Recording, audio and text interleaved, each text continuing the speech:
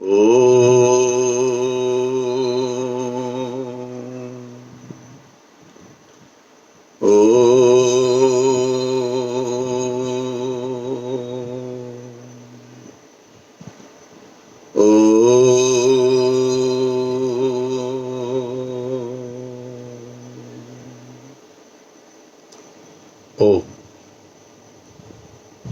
आज यजुर्वेद के 40वें अध्याय के चौथे मंत्र का अध्ययन हम करेंगे।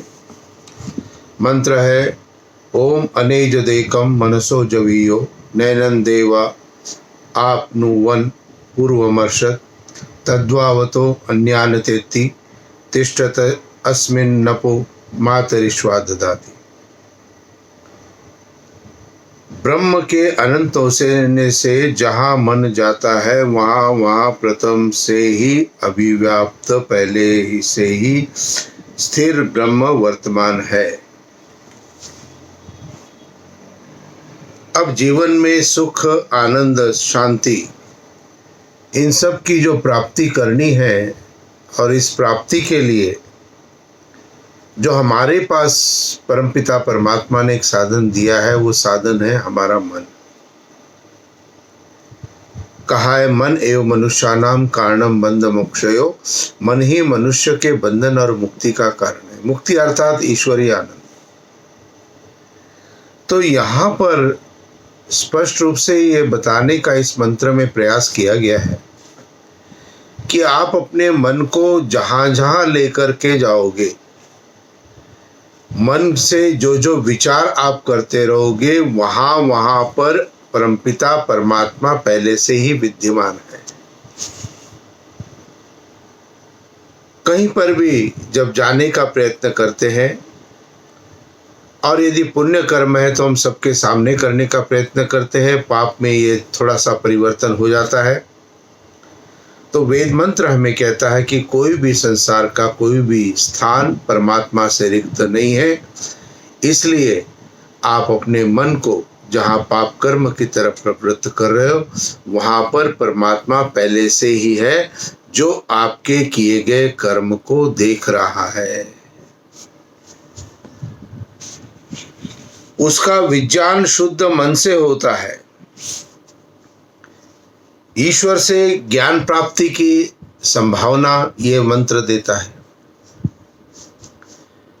अब यदि कहीं पर भी हम प्रश्न करते हैं, पूछते हैं, अब सभा है, कोई चल रही है, प्रवचन हो रहा है, 50-60 लोग बैठे हैं और यदि उनसे मैं प्रश्न करता हूँ, अक्सर मैं प्रश्न करता हूँ कि आप में से कौन कौन ईश्वर को प्राप्त करना चाहता है, हाथ खड़े करो। सब लोग हाथ खड़ा कर देते हैं। लेकिन सबको परमात्मा की समीपता की प्राप्ति नहीं होती।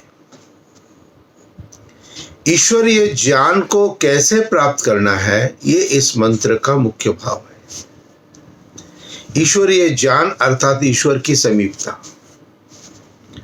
तो यहां मंत्र कहता है कि उसका विज्ञान शुद्ध मन से होता है। अब आपके मन में बुरे विचार, बुरी वासनाएं, बुरी बातें यदि भरी हुई है तो परमात्मा से आप कितनी भी प्रार्थना कर लो, आप परमात्मा की समीपता को प्राप्त नहीं कर सकते। उपासना आपसे नहीं हो सकती। इसलिए क्या करना है, अपने मन को शुद्ध करना है।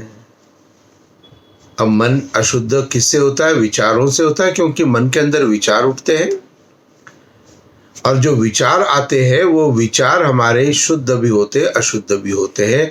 तो यह वेद मंत्र कहता है कि यदि उस परमपिता परमात्मा के शुद्ध पवित्र ज्ञान अर्थात ईश्वर की समीपता को यदि आप प्राप्त करना चाहते हो तो आपका मन शुद्ध होना चाहिए। तन्मे मनः शिव संकल्पम अस्तु, कि हे प्रभु मेरा मन शिव संकल्प अर्थात उत्तम संकल्पों वाला, शुभ संकल्पों वाला, शुभ विचारों वाला हो। और यदा कभी भी मन के अंदर यदि आपके भटकाव आता है, और इसको मैं स्वाभाविक मानता हूँ भटकाव को, क्योंकि हम किसी के भी प्रभाव में आ जाते हैं, मित्र है, हमारे संबंधी है, उनके प्रभाव में आकर के पाप कर्म में हम विचार करने लग जाते हैं। इसलिए जहाँ कहीं भी मन के अंदर बुरे भाव आना प्रारंभ हो जाए, भटकाव आना प्रारंभ करे, तुरंत क्या कहना है हमको? ओ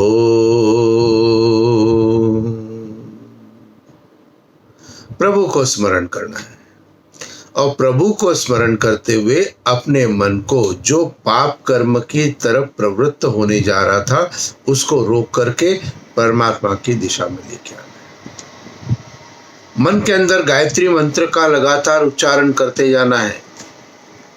गायत्री मंत्र के ऊपर अपने मन को स्थिर करना है।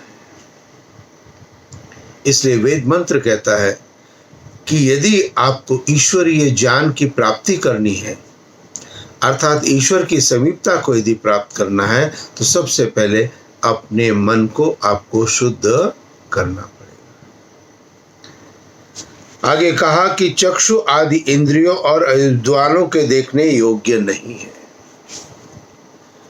परमात्मा की ज्ञान प्राप्ति और उसकी समीपता किसी इंद्रिय का विषय नहीं है। अक्सर कहीं पर भी परमात्मा की समीपता में हम जाते हैं तो क्या करते हैं? हम आंखें बंद कर लेते हैं। क्यों कर लेते हो भाई? आंखें बंद क्यों कर लेते हैं? क्यों? क्योंकि हम उस परमपिता परमात्मा को, या अपने अंदर है, हमारे अंदर, उसको हम अनुभव करना चाहते हैं। तो ईश्वर कहाँ है? आपके अंदर है। आपकी आत्मा जिसको प्राप्त करना है ईश्वर को, वो कहाँ है? वो भी आपके अंदर है। तो दोनों का मिलन कहाँ होगा? ज्ञान प्राप्ति कहाँ होगी? हमारे अंदर होगी।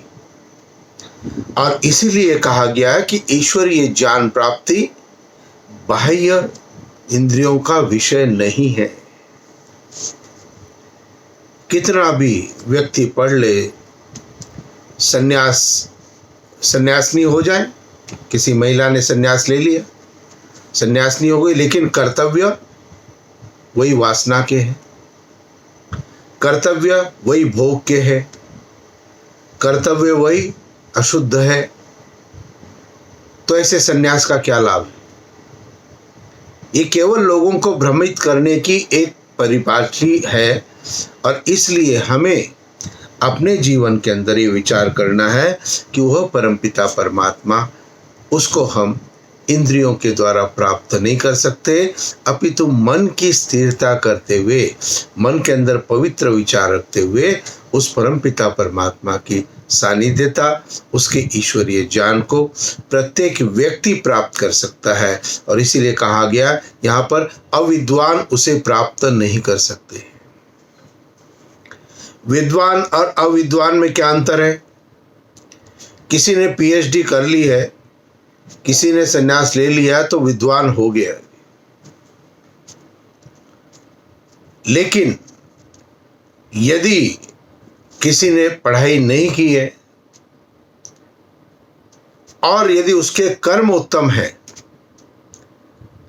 जिसने पढ़ाई अधिक की लेकिन कर्म उत्तम नहीं है, और जिसने पढ़ाई की नहीं है लेकिन कर्म उत्तम है, तो प्रश्न यदि पूछा जाए कि दोनों में से किसे उत्तम मानोगे, तो प्रत्येक का उत्तर यह होगा कि जिसके कर्म उत्तम है वह व्यक्ति उत्तम है।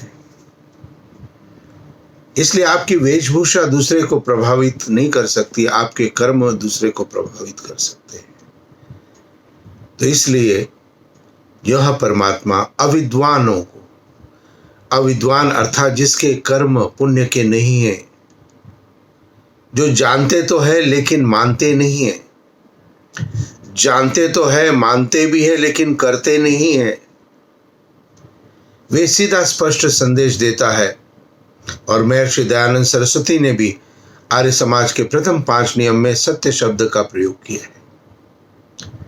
हमें सत्यनिष्ठ बनना है, सत्य के मार्ग पर चलना है। ये ऋषि का संदेश है, वेद का संदेश है। और जो व्यक्ति सत्य के मार्ग पर चलता है उसको क्या कहते हैं? उसको कहते हैं विद्वान। और जो असत्य के मार्ग पर चलते हो उसे क्या कहते हैं? अविद्वान। तो कहा कि अविद्वानों को भी परमात्मा का ईश्वरीय ज्ञान प्राप्त नहीं हो सकता है। आप निश्चल हुआ सब जीवों को नियम से चलाता और धारण करता है। ईश्वर ने अपने नियम सब चीजों के लिए बनाए। आंख देखने के लिए बनाई, कान सुनने के लिए बनाए। तो आंख से क्या देखें हम? अच्छा देखें। कान से क्या सुने हम? अच्छी बातें सुने। वाणी दी है, वेद मंत्रों का पाठ करे, अच्छी वाणी बोले, प्रेममय वाणी बोले। लेकिन जहाँ ईश्वरीय व्यवस्था इंद्रियों की हमें दिखाई देती है, तो वहाँ आंखें हमारी कितनी है जी? 2 है। क्यों? ज़्यादा से ज़्यादा देखे। कान हमारे कितने हैं जी? 2। क्यों? ज़्यादा से ज़्यादा सुने। और मुख हमारा कितना है? 1। क्यों? कम से कम बोले। अब हम करते क्या है? हम अधिक से अधिक बोलते हैं और सुनना हम किसी की नहीं चाहते। ईश्वरीय इच्छा के विरुद्ध यदि कार्य कर रहे हैं तो हम अविद्वानों की श्रेणी में आ जाते हैं। तो इसलिए अविद्वानों को भी वो ईश्वर प्राप्त नहीं होगा और इंद्रियों के द्वारा भी उसे प्राप्त नहीं किया जा सकता। केवल मन एक साधन है हमारे अंदर जिसके द्वारा परमात्मा को हम समीपता को अनुभव कर सकते हैं। इसलिए अपने मन को शुद्ध विचार पवित्रों के अंदर हमें डालना है और मन आगे नियंत्रित करता है इंद्रियों को। जब मन शुद्ध हो गया तो इंद्रियां भी शुद्ध हो जाएंगी। जब मन अशुद्ध है तो इंद्रियां भी अशुद्ध है। इसलिए कहा मन एवं मनुष्यानाम कारणम बंध मोक्षयो, मन ही मनुष्य के बंधन और मुक्ति का कारण है। आगे लिखा है कि उसके अतिस्मुक्ष परमात्मा क्या है, कैसा है? अतिस्मुक्ष है, इसलिए कण कण अणु अणु के अंदर वो व्याप्त है, सर्वव्यापक है। इंद्रिय गम्य न होने से, इंद्रियों के द्वारा दृष्टिगोचर न होने के कारण धर्मात्मा विद्वान योगी को ही उसका साक्षात ज्ञान होता है। अब यहाँ पे किसे ईश्वर की समीपता प्राप्त होगी? जो धर्मात्मा होगा, जो विद्वान होगा और जो योगी होगा। 3 प्रसंग यहाँ पर इस मंत्र में बताए। धर्म का अर्थ क्या है? धर्म क्या है? जो सत्य है वो धर्म है, जो असत्य है वो अधर्म है। जो सत्य मार्ग पर चलता है वो धार्मिक है, उसे ईश्वर की समीपता प्राप्त हो सकती है। जो विद्वान है, विद्वान का तात्पर्य है कि जो उसने पढ़ा लिखा उसके अनुसार अपने जीवन को जिसने बनाया है उसे ईश्वर की समीपता की अनुभूति हो सकती है। और योगी अर्थात जिसने अपने समस्त इंद्रियों को ऊपर अपना स्वयं का नियंत्रण किया हुआ है। आज आंख वो देखती है जो आंख देखना चाहती है, कान वो सुनते हैं जो कान सुनना चाहते हैं। हम कहीं ना कहीं इंद्रियों के वश में हो गए हैं। लेकिन जो योगी है, जो विद्वान है और जो धर्मात्मा है, अब ये तीनों कैटेगरीज का विश्लेषण आपको अपने अंदर करना होगा। आपको विचार करना होगा कि मैं कितना सत्य मार्ग पर चलती हूं या चलता हूं। मैं कितना वेद के उस मार्ग का अनुसरण अपने जीवन में क्रियात्मक रूप से कर रहा हूं या कर रही हूं, और कितना मैंने अपने इंद्रियों पर नियंत्रण किया हुआ है या कर रही हूं। तो ये विश्लेषण आपको आवश्यक रूप से करना चाहिए। और इस विश्लेषण में मैं आपके लिए ये बता सकता हूं कि आप में अच्छाइयाँ बहुत है, बहुत बढ़िया है, लेकिन बुराई या कमियां आपके अंदर 1 या 2 है। उस 1 या 2 कमी को आपको दूर करना है तो आप ये धर्मात्मा विद्वान योगी की श्रेणी में आ जाएंगे।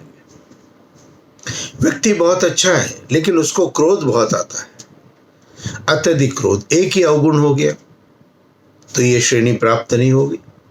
अब क्या करना है? क्रोध पर नियंत्रण प्राप्त करना है। त्याग की बात नहीं हो रही है, यहाँ पर नियंत्रण की बात हो रही है।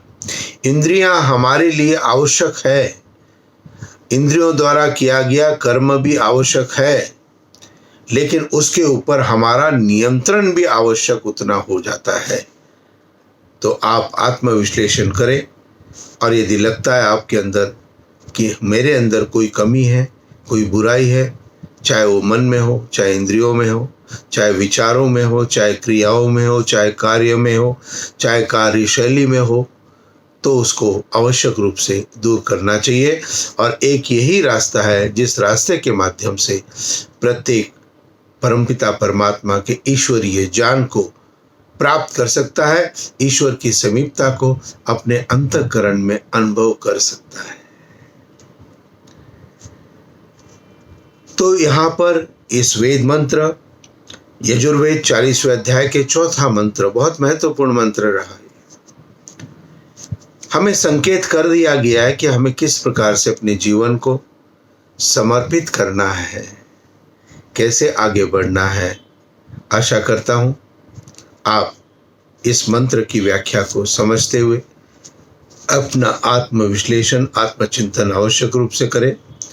कोई भी प्रश्न, कोई भी शंका आपके अंदर है, किसी भी नए विषय पर आप यदि मेरा कभी प्रवचन सुनना चाहते हैं, तो मेरे नोटिफिकेशन, यूट्यूब के नोटिफिकेशन में आप उसको भेज सकते हो।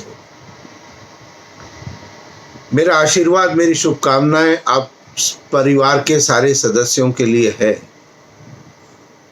मेरा यूट्यूब चैनल उन सभी सदस्यों के मोबाइल में आप सब्सक्राइब करा दीजिए। प्रभु की मैत्री कृपा आप सबके स्वास्थ्य लाभ की कामना करता हूँ।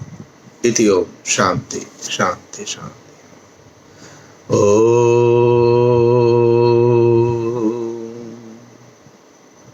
शांति शांति शांति। नमस्ते जी।